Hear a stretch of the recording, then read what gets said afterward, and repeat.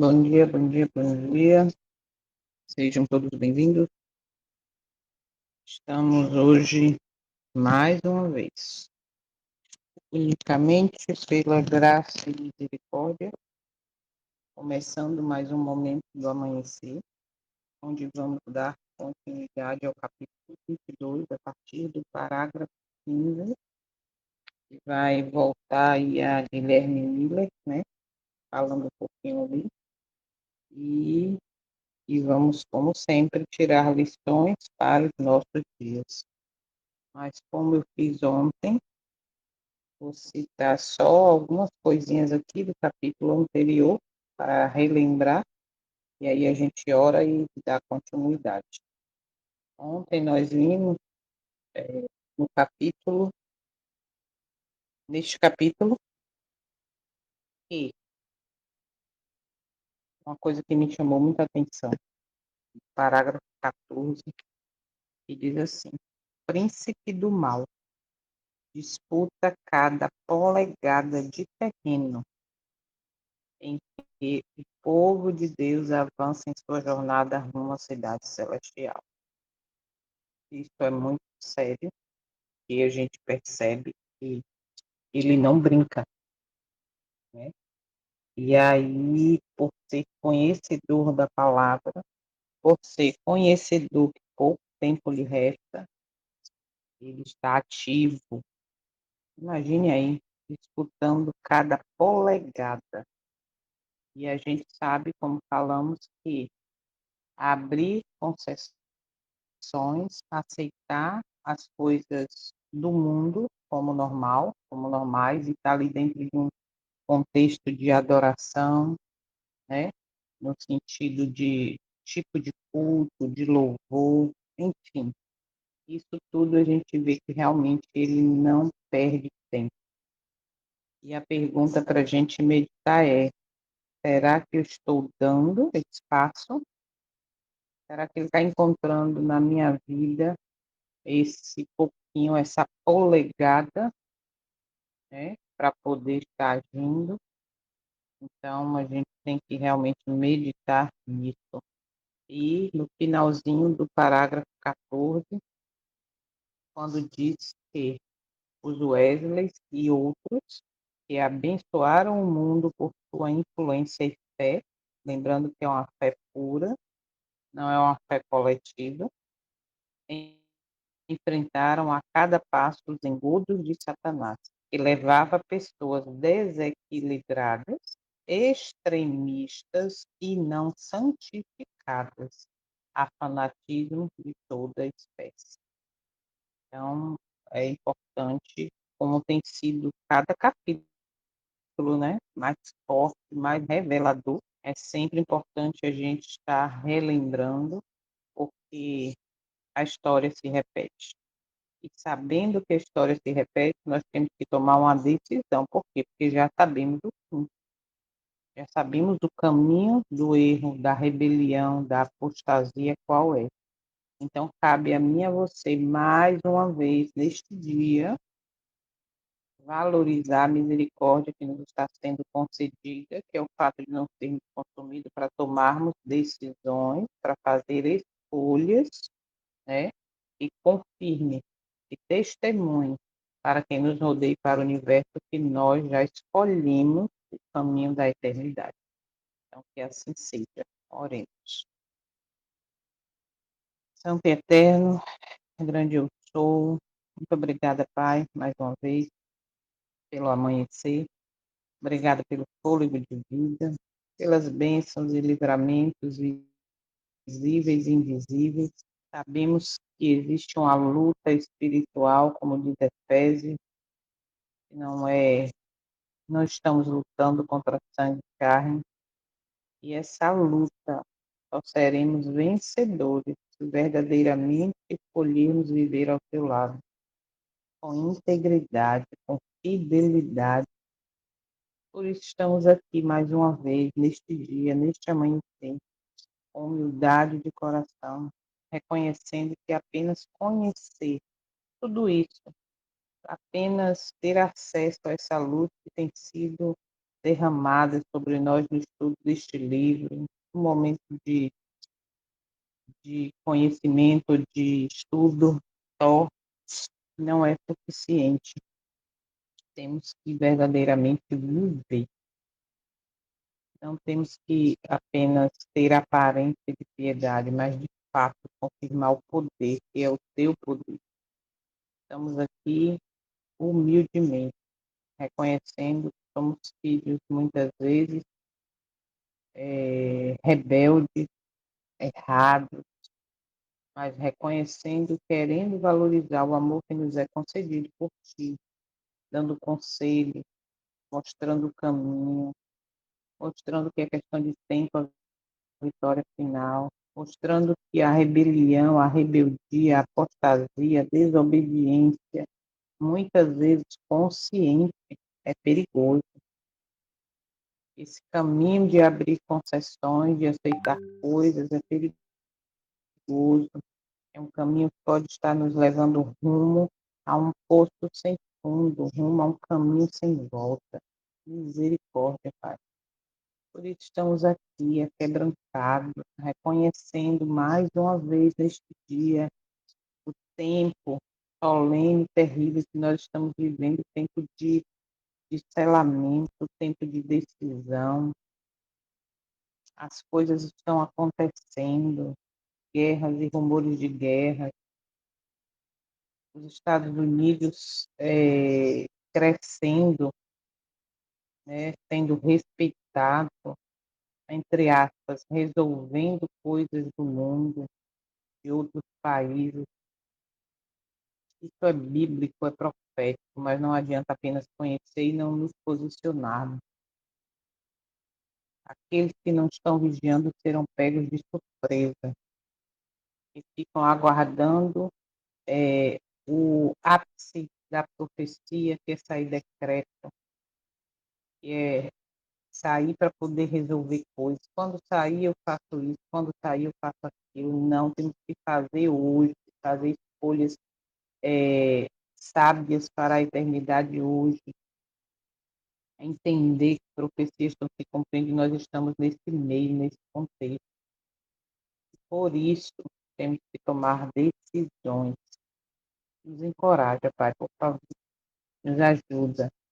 E muitas vezes não temos coragem de deixar o conforto, as amizades, de deixar tanta coisa que a gente conhece como verdade, mas que hoje está misturada, deixar de se alimentar de um evangelho que não é mais o evangelho eterno, buscar conhecer de fato a verdade presente, as três mensagens evangélicas, mas não apenas conhecer como viver, que ali é revelado o carinho, o amor que o Senhor tem pelo seu povo, mostrando, buscar adorar em espírito e em verdade, buscar te adorar como Criador, buscar uma reforma de vida completa. E aqui estamos nós, orando uns pelos outros, orando porque precisamos ter uma vida de oração e dependência, como Enoque teve, e muitos outros citados na tua palavra. Vamos dar continuidade agora ao estudo do capítulo 22. Por favor, fala conosco. Toma cada um aqui presente, cada um deste grupo, cada família representada, do grupo do sábado à tarde, e outros grupos de estudo. Toma cada um em tuas mãos, visita cada família representada. Visita mais uma vez neste dia os enfermos, quer sejam, muitos que nós estamos orando, as famílias enlutadas também, todo dia tem, todos entendam o tempo que nós estamos vivendo. Fica conosco neste dia. Permitimos a atuação do teu Santo Espírito. Permitimos, permitimos ser quebrados em respeito para a honra e glória do teu nome. Possamos entender a preciosidade que é amanhecer com fôlego de vida. Isso mostra o teu cuidado e mais uma oportunidade de tomarmos decisões, como eu já falei. Fica conosco nesse dia, perdoa os nossos pecados e nos livra da influência do mal. Não permita que possamos deixar brecha, que possamos deixar polegadas, centímetros de brechas abertas para que o inimigo não tenha poder sobre nossa vida nem dos nossos. Em nome do teu Filho, nosso Salvador. Muito em breve virá nas nuvens dos céus resgatar os que já são seus. Pedimos essas bênçãos e te agradecemos.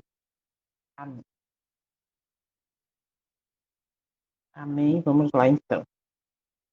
Dando continuidade a partir do parágrafo 1. Guilherme Miller não alimentava simpatias para com as influências que conduziam ao fanatismo. Declarou, como o fez Lutero, que todo espírito deveria ser provado pela palavra de Deus. O diabo, disse Miller, tem presentemente grande poder sobre o espírito de alguns. E como Olha, saberemos que misericórdia. espécie de espíritos são eles? A Bíblia responde: por seus frutos os conhecereis.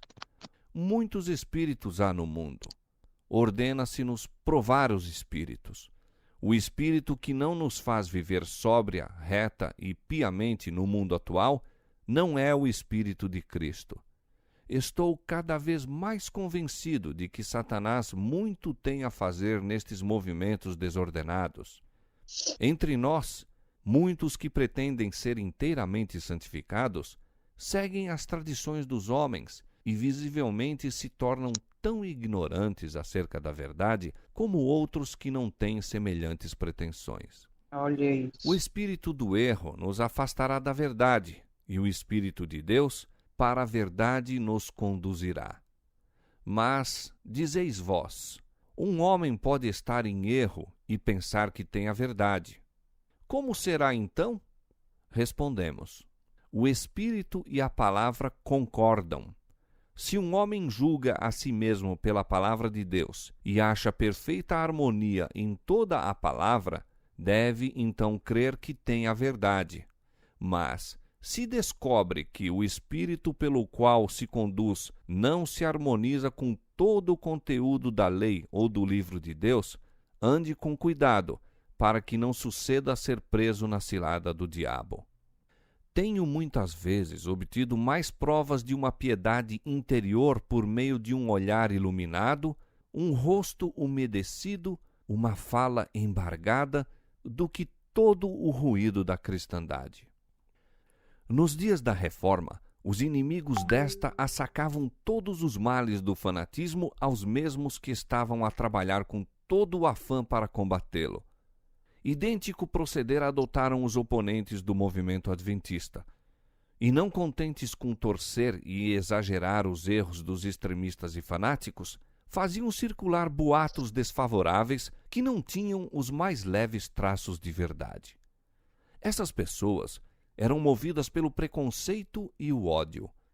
Sua paz Misericórdia. se perturbava pela proclamação de que Cristo estava às portas.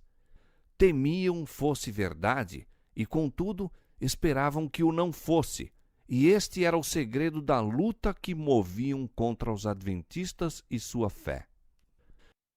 Eu preciso só frisar aqui. O diabo tem grande poder sobre a mente de alguns em nossos dias. Observa, parece que isso foi escrito ontem. O espírito que não nos induz a viver sóbria, reta e piamente no mundo atual não é o espírito de Cristo. Olha isso. E aí segue dizendo: muitos entre nós que pretendem estar totalmente santificados estão seguindo as tradições dos homens e aparentemente são tão ignorantes da verdade como outros que não ostentam tais pretensões. O espírito do erro afastar-nos-á da verdade. E o Espírito de Deus conduzir-nos-á para a verdade. Mas dizem vocês, um homem pode estar em erro e pensar que tem a verdade. Então respondemos, o Espírito e a palavra concordam. Se um homem julga a si mesmo pela palavra de Deus e encontra perfeita harmonia através de toda a palavra, então ele pode crer que está na verdade. Mas, observa aí, hein?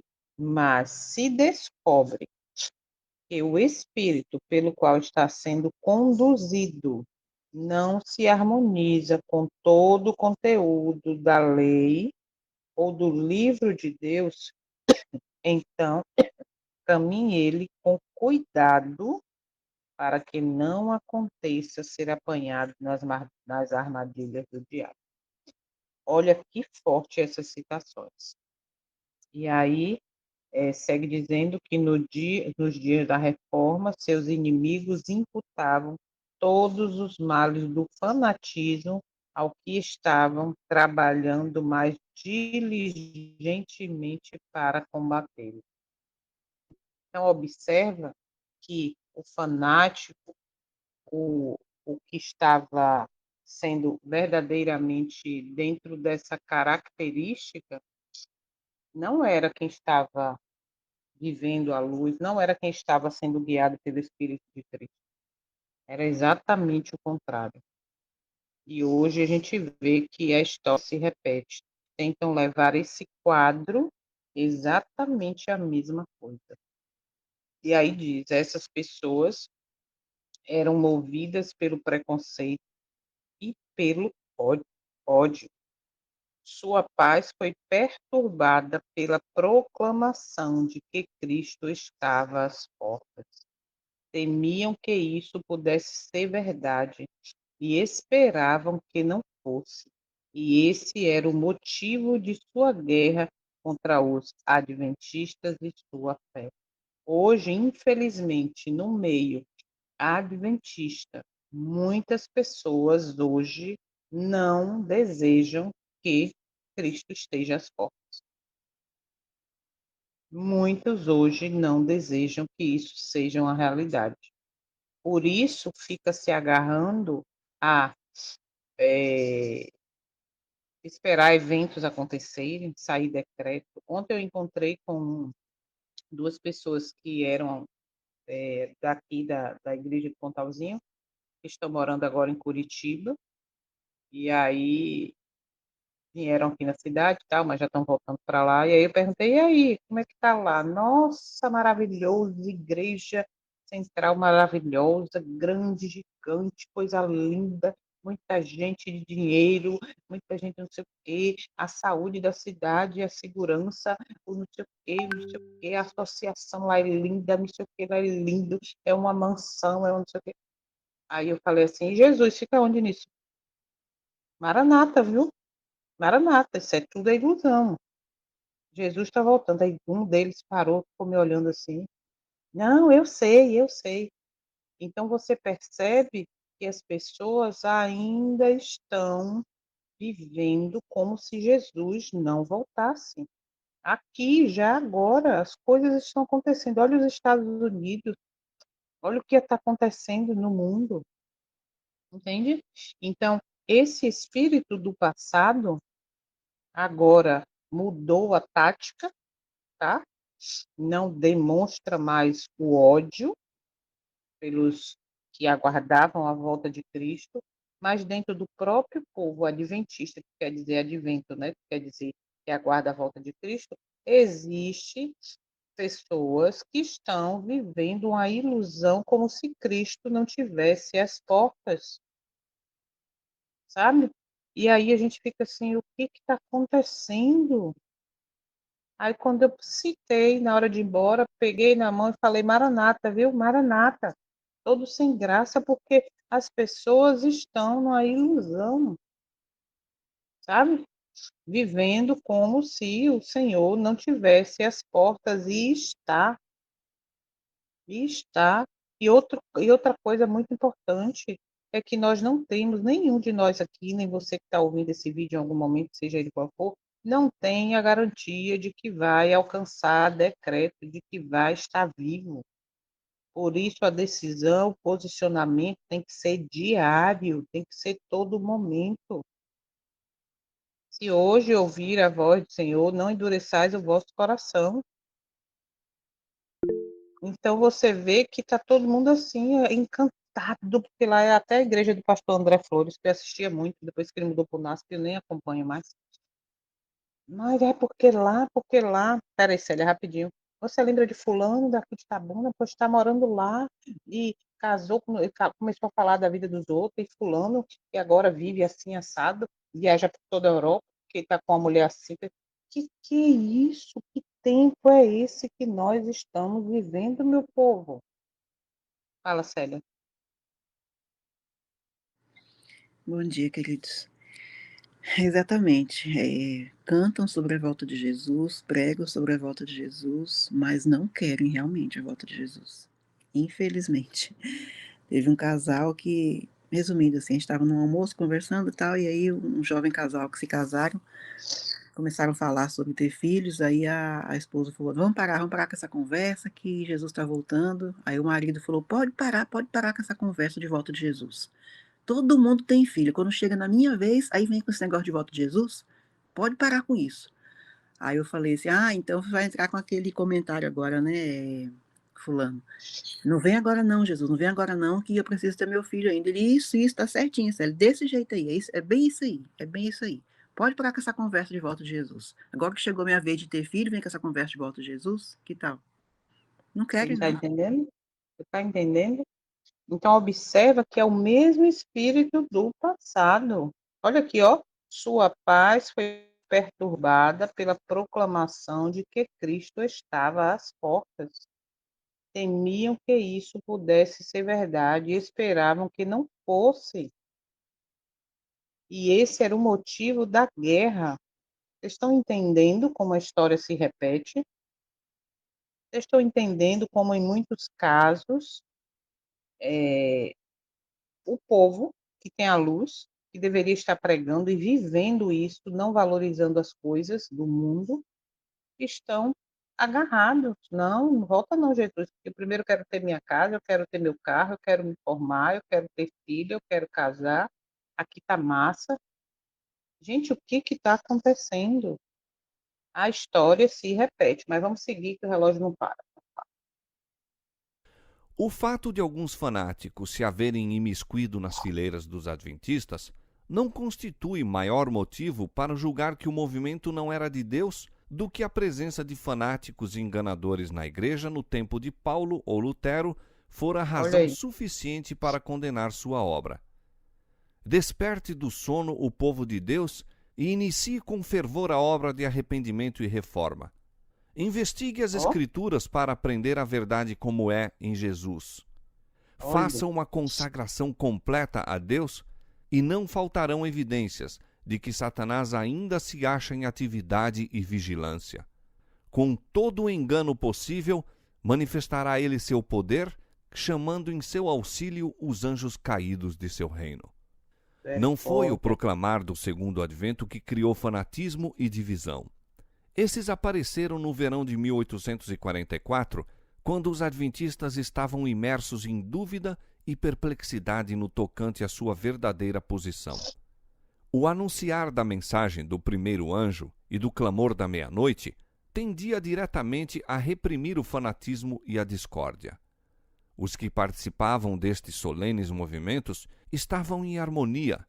Enchia-lhes o coração o amor de uns para com os outros e para com Jesus, a quem esperavam ver brevemente.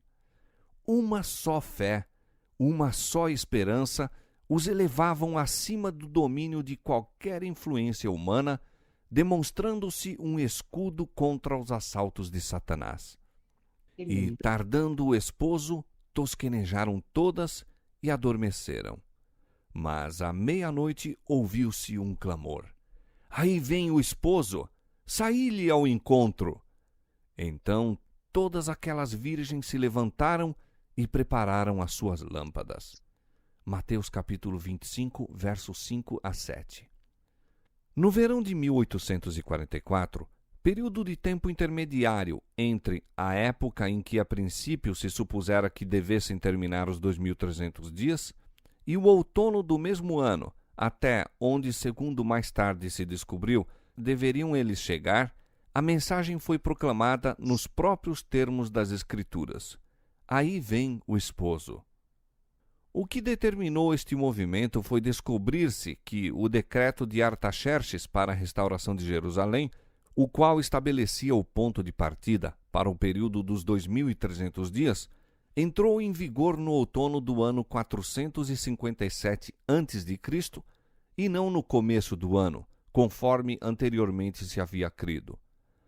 Contando o outono de 457, os 2.300 anos terminam no outono de 1844.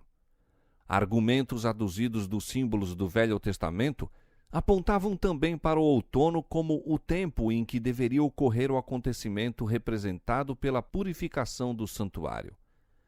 Isto se tornou muito claro ao dar-se atenção à maneira por que os símbolos relativos ao primeiro advento de Cristo se haviam cumprido. A morte do Cordeiro Pascal era sombra da morte de Cristo. Diz Paulo: Cristo, nossa Páscoa, foi sacrificado por nós. 1 Coríntios capítulo 5, verso 7. O molho das primícias, que por ocasião da Páscoa era movido perante o Senhor, simbolizava a ressurreição de Cristo. Falando da ressurreição do Senhor e de todo o seu povo, diz Paulo: Cristo, as primícias, depois os que são de Cristo na sua vinda. 1 Coríntios capítulo 15, verso 23. Semelhante ao molho que era agitado, constituído pelos primeiros grãos amadurecidos que se colhiam antes da ceifa, Cristo é as primícias da ceifa imortal de resgatados, que por ocasião da ressurreição futura serão recolhidos ao celeiro de Deus. Aqueles símbolos se cumpriram, não somente quanto ao acontecimento, mas também quanto ao tempo.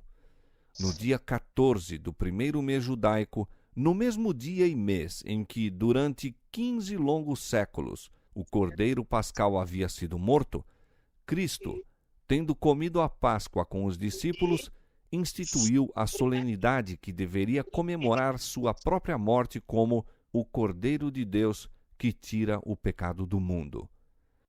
Queria só, antes de dar continuidade aqui, lembrar que a importância de conhecermos o calendário correto, né?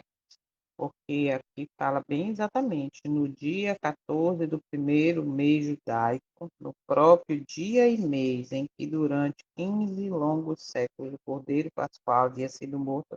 Então veja como é importante a gente estar buscando conhecer para entender que a profecia se cumpriu exatamente na data.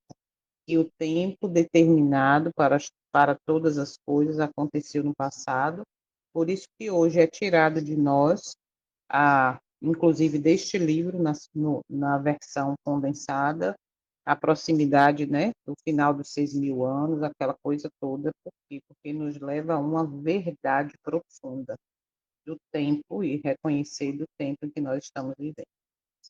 Naquela mesma noite, ele foi tomado por mãos ímpias para ser crucificado e morto. E como o antítipo dos molhos que eram agitados, nosso Senhor ressurgiu dentre os mortos ao terceiro dia como as primícias dos que dormem. 1 Coríntios capítulo 15, verso 20.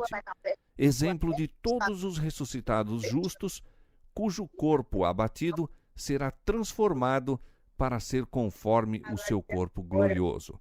Filipenses capítulo 3, verso 21.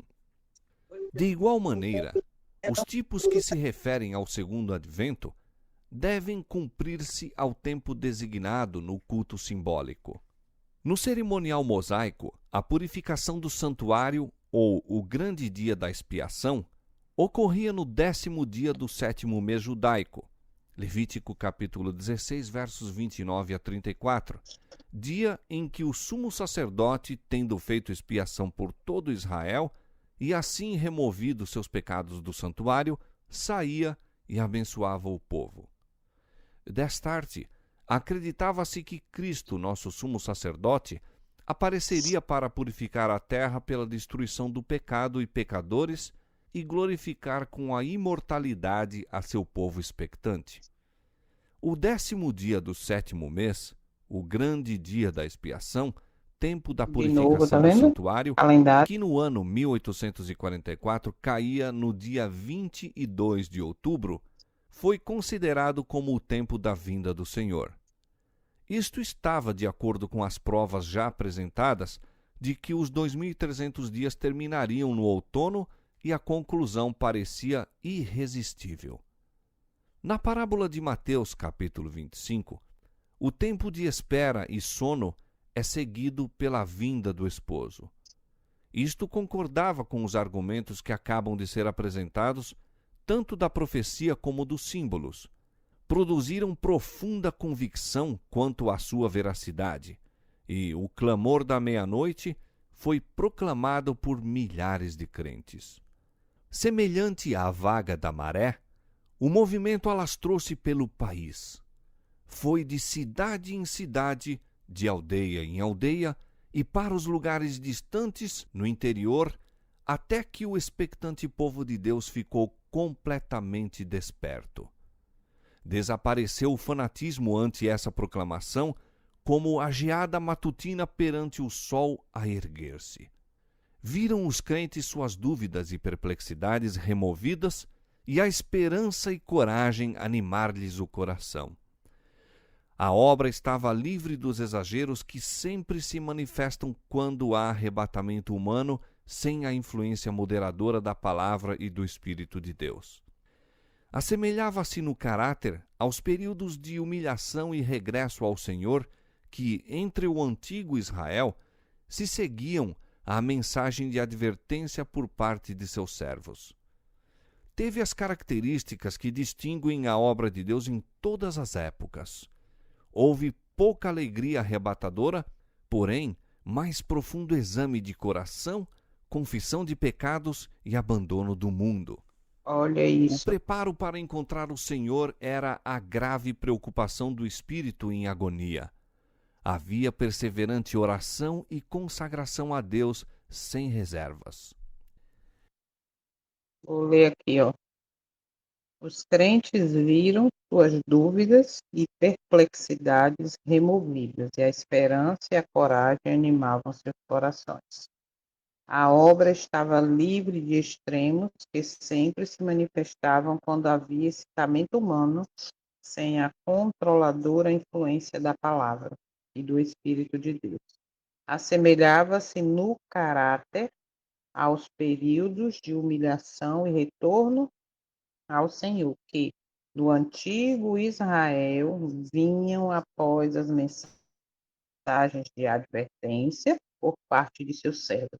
Trazia as características que sempre marcaram a obra de Deus em todas as épocas.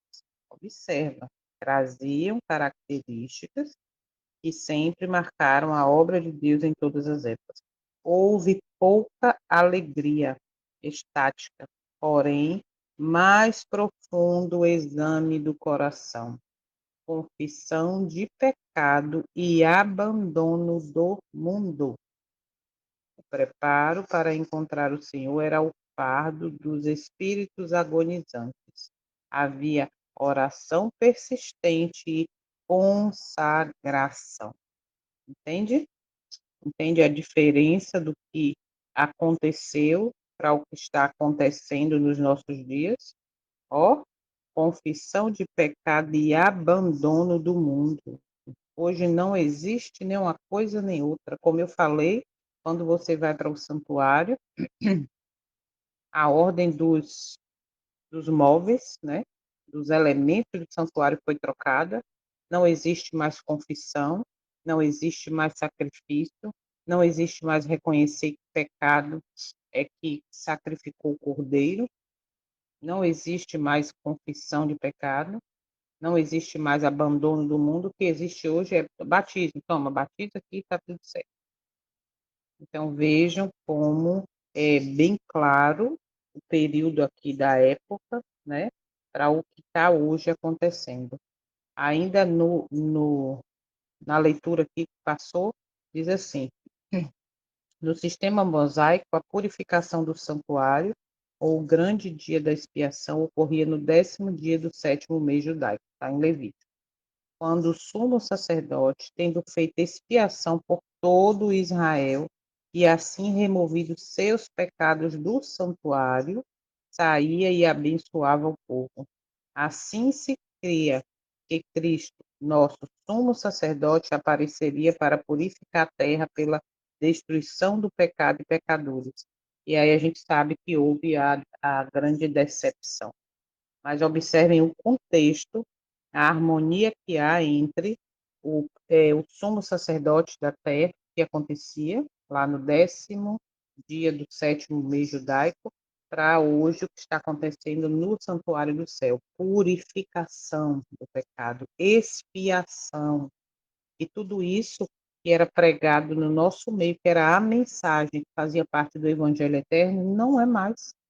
Pelo contrário, hoje é proibido se falar sobre o santuário, não pode estudar, não pode falar, não pode. Por quê? Porque nos leva à verdadeira condição e ao período que nós estamos vivendo hoje, tempo de juízo. Vamos seguir. Dizia Miller, ao descrever aquela obra: nenhuma grande expressão de alegria existe.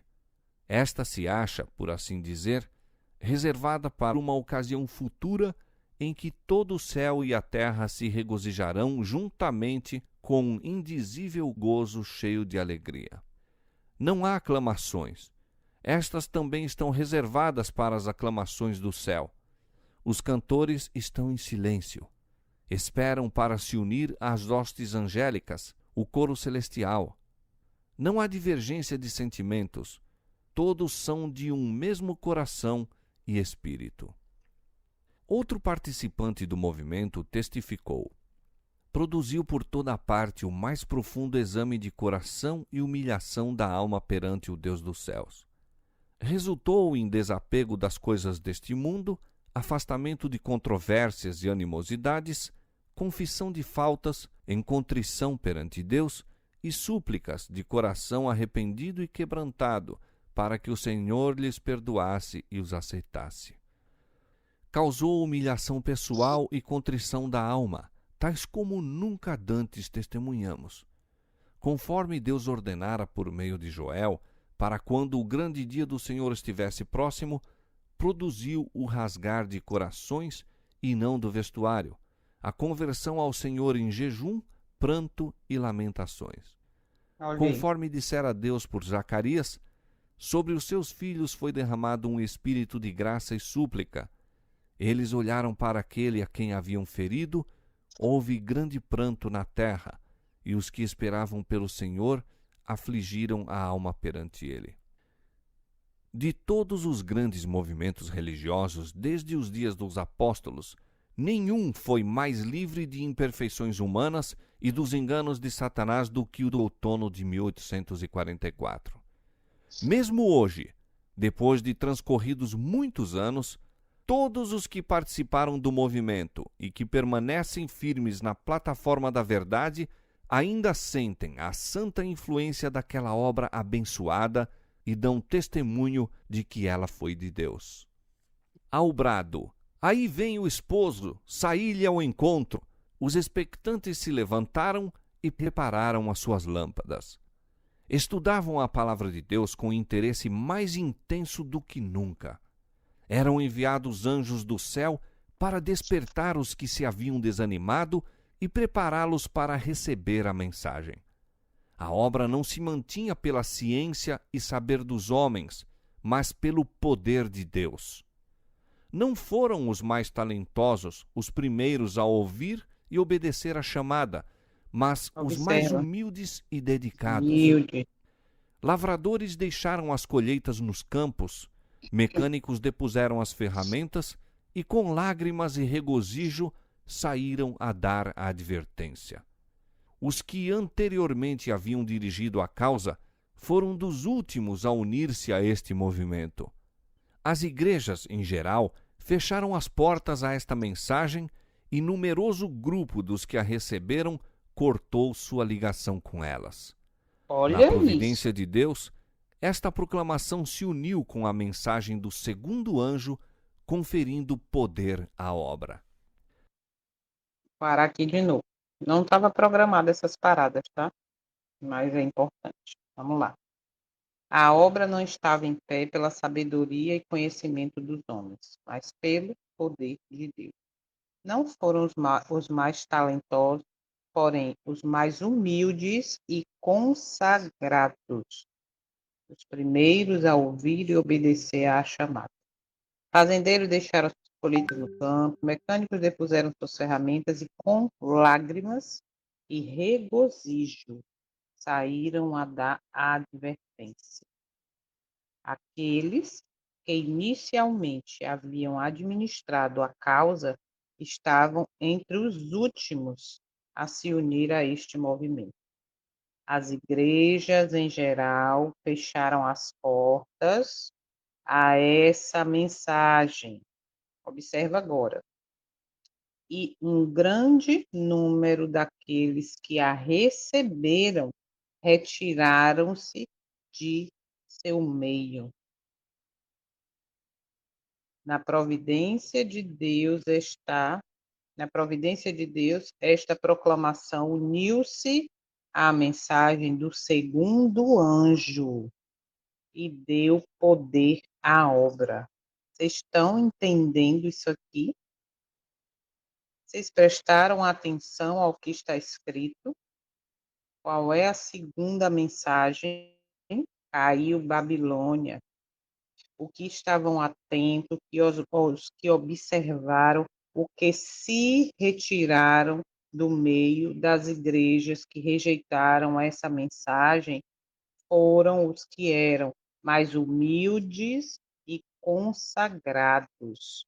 Esses foram os primeiros a ouvir e obedecer à chamada. Sou eu quem está falando ou é o testemunho de Jesus? Que é o espírito de profecia. Que isso aconteceu no passado e a história se repete, o passado ilumina o futuro, ou seja, o presente e o futuro daqui adiante. Reflitam nisso. Reflitam nisso. É o que a gente tem pisado. Posicionamento, decisão. Vamos seguir. A mensagem "Aí vem o esposo" não era tanto uma questão de argumento, se bem que a prova das Escrituras fosse clara e concludente. Ia com ela um poder impulsor que movia a alma. Não havia discussão nem dúvidas. Por ocasião da entrada triunfal de Cristo em Jerusalém, o povo que de todas as partes do país se congregara a fim de solenizar a festa foi em tropel ao Monte das Oliveiras e, unindo-se à multidão que acompanhava a Jesus, deixou-se tomar pela inspiração do momento e ajudaram a avolumar a aclamação. Bendito o que vem em nome do Senhor. Mateus 21, 9. De modo semelhante, os incrédulos que se congregaram nas reuniões adventistas, alguns por curiosidade, outros meramente com o fim de ridicularizar, sentiram o poder convincente que acompanhava a mensagem "Aí vem o esposo". Naquele tempo houve fé que atraía resposta à oração, fé que tinha em vista a recompensa. Como aguaceiros sobre a terra sedenta, o Espírito de graça descia aos que ardorosamente o buscavam. Os que esperavam em breve estar face a face com seu Redentor sentiram uma solene e inexprimível alegria. O poder enternecedor do Espírito Santo conferiu aos fiéis rica medida de bênçãos, sensibilizando-lhes o coração. Cuidadosa e solenemente, os que receberam a mensagem chegaram ao tempo em que esperavam encontrar-se com o Senhor. Sentiam como primeiro dever, cada manhã, obter a certeza de estar aceitos por Deus. De corações intimamente unidos, Oravam muito uns com os outros e uns pelos outros. A fim de ter comunhão com Deus, reuniam-se muitas vezes em lugares isolados, e dos campos ou dos bosques as vozes de intercessão ascendiam ao céu. A certeza da aprovação do Salvador era-lhes mais indispensável do que o pão cotidiano. E se Olha que alguma lindo. nuvem lhes toldava o espírito, não descansavam enquanto não fosse dissipada. Sentindo o testemunho da graça perdoadora, almejavam contemplar aquele que de sua alma era amado. Já era até para ter parado aqui em relação aos slides, mas a leitura está tão linda que eu nem parei. Olha só. Aí a gente vai fazer os slides amanhã, mas eu preciso reler isso aqui com vocês. Parágrafo 28. Mesmo hoje, após o transcurso de muitos anos, todos que fizeram parte daquele movimento e que permanecem firmes na plataforma da verdade ainda sentem a santa influência daquela obra abençoada e dão testemunho de que ela procedeu de Deus. Aí segue dizendo: anjos foram enviados do céu para despertar os que se haviam desanimado e prepará-los para receber a mensagem. Não foram os mais talentosos, mas os humildes. Né? Aí a gente já leu. Aí segue dizendo aqui agora o parágrafo 31. Naquele tempo havia aquela fé que obtinha respostas à oração, fé que visava a um galardão, como chuva torrencial sobre a terra ressequida. O Espírito de graça descia sobre os que ferventemente o buscavam. Aqueles que estavam esperando estar logo face a face com seu Redentor sentiram uma solene e indizível alegria. O poder comovente do Espírito Santo enternecia os corações à medida que suas bênçãos eram concedidas em rica medida sobre os crentes fiéis. Entende? Observa. O poder comovente do Espírito Santo enternecia os corações à medida que suas bênçãos eram concedidas em rica medida sobre os crentes fiéis.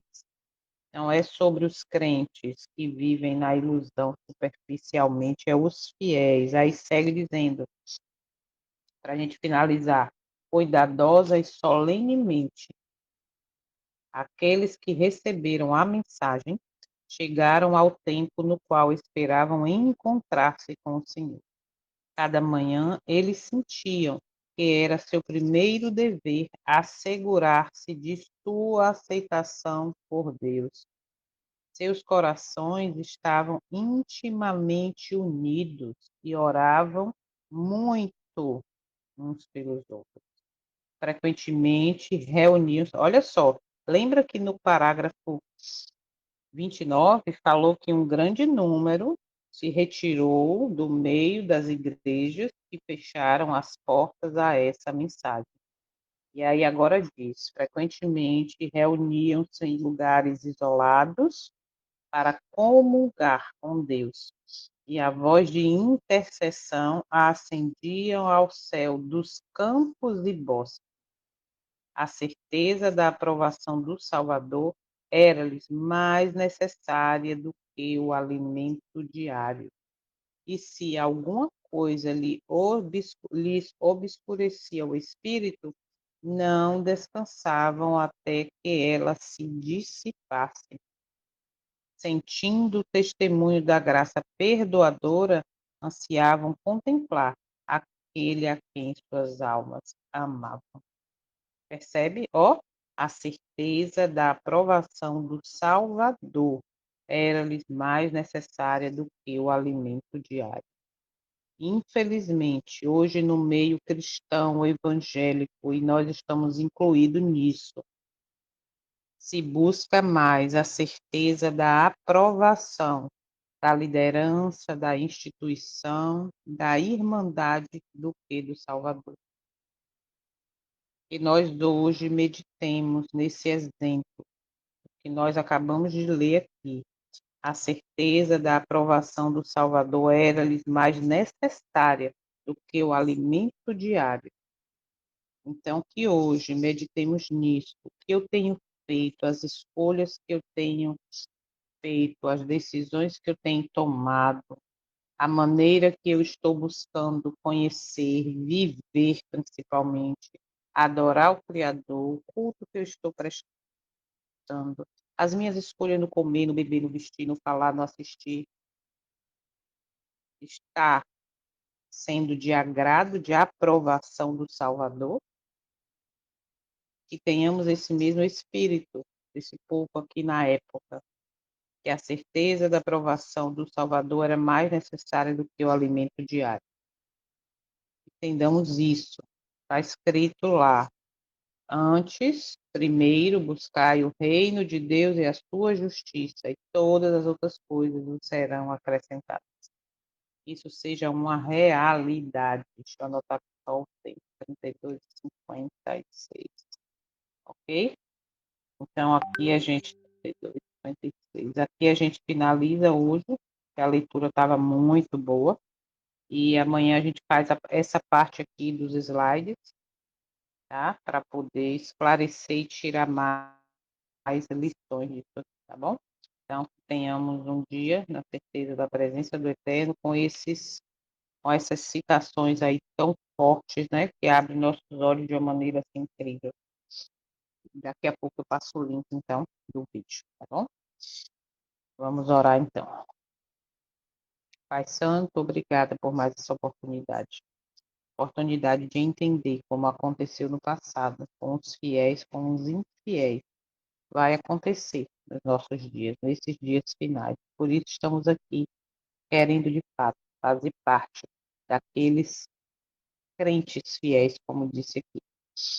Não de aparência, não superficial, não ter uma fé coletiva, mas buscar nos alimentar de fato da videira verdadeira. Fica conosco este dia. Que teu Santo Espírito esteja conosco, em nós, nos convencendo do pecado, da justiça e do juízo. Obrigada por tudo. Pedimos em nome do teu Filho, nosso Salvador. Amém. Bom dia, bom dia, bom dia. Daqui a pouco eu passo o link. E aí, a peraí. E aí, para vocês compartilharem aí ou assistir novamente. Até mais. Deus abençoe.